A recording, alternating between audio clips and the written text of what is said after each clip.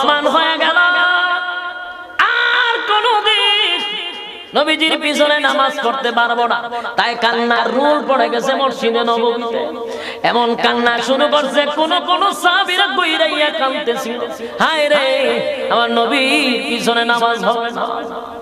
নামাজ পড়তে ছিল আল্লাহর হাবিব আম্মা জান আয়েশাকে বলেন, আয়েশা গো আমার মাথাটা উঠাইতে পারি না, মাথায় প্রচন্ড ব্যথা, আমার মাথাটা একটু উঁচু করে দাও। আমি আমার মসজিদে নববীর দিকে একটু তাকাইতে চাই। আল্লাহর হাবিব মসজিদে নববীর দিকে তাকাইলেন, তাকায়া দেখে আবু বকরের ইমামতিতে মসজিদে নামাজ শুরু হয়ে গেছে।